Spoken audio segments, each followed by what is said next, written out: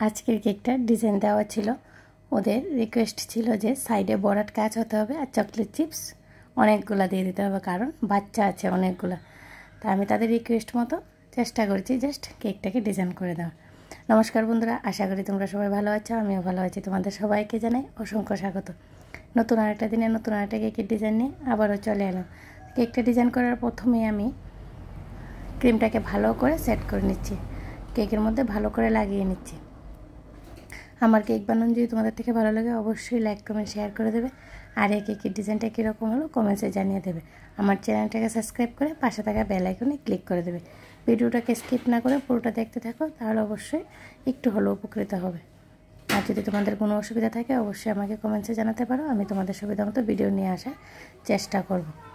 আমি কালকে লাইভে এসেছিলাম, এসে গোলাপের রোজের আমি 10টা ডিজাইন দেখিয়েছি, বাট পুরোটাই আমি মিউট ছিল ভিডিওটা, তার জন্য আমি আন্তরিকভাবে দুঃখিত। নেক্সট টাইম আমি অবশ্যই সেই জিনিসটা মাথায় রাখবো। আমার কেকের মধ্যে ক্রিমটা লাগিয়ে নেওয়া কমপ্লিট, এখন ফিনিশিং দিয়ে দেবো সুন্দর করে। উপরে যে এক্সট্রা ক্রিমগুলো আছে আমি নাইফের সাহায্যে সরিয়ে দেবো। সাইডে আমি একটু ডিজাইন করে দেব।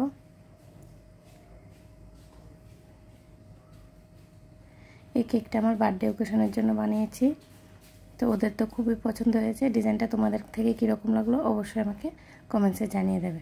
এখন আমি উপরে ক্রিমটা নাইফের সাহায্যে সরিয়ে দিলাম। এখন দেখো আমি জেল নিয়ে নিয়েছি, জেলের সাথে আমি অরেঞ্জ কালার অ্যাড করে দিয়েছি। ভালো করে চামচের সাহায্যে জেলটাকে ফেটিয়ে নিতে হবে, আর এগুলোর মধ্যে লাম্পস যাতে না থাকে, তাহলে কেকের ডিজাইন একদমই সুন্দর হবে না। কেকের জেলটা দিলে একদম বাজে লাগবে দেখতে, তাই ভালো করে ফেটিয়ে নিতে হবে।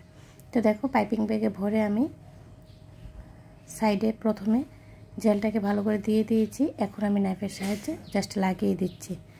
আমার নিচের ডিজাইনটা কমপ্লিট হয়ে গেল। উপরেও আমি সেম জেল দিয়ে নাইফের সাহায্যে একটু কেকের মধ্যে লাগিয়ে দেব। আমি নাইফের সাহায্যে একটু ডিজাইন করে দেব জেলটার মধ্যে।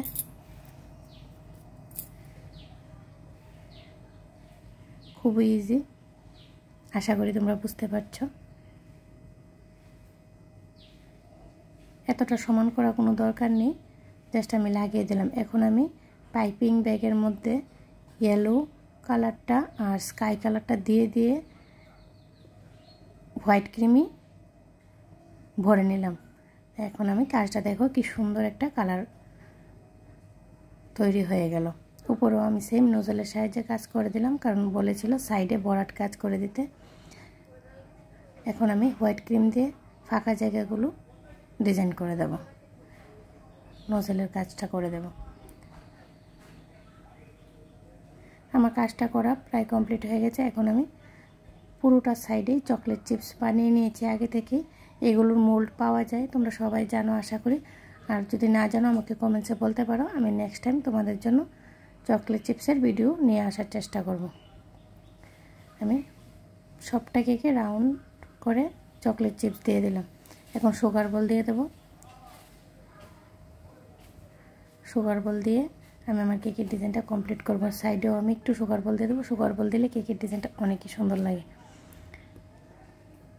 তো আমার কেকের ডিজাইনটা কমপ্লিট, নামটাও লিখে দেবো। আজকের মতো এই পর্যন্ত। নেক্সট টাইম নতুন আরেকটা কেকের ভিডিও নিয়ে তোমাদের সবার সাথে আবার দেখা হবে। সবাই ভালো থেকো, সুস্থ থেকো, আর তোমাদের সবাইকে জানাই রাধে রাধে।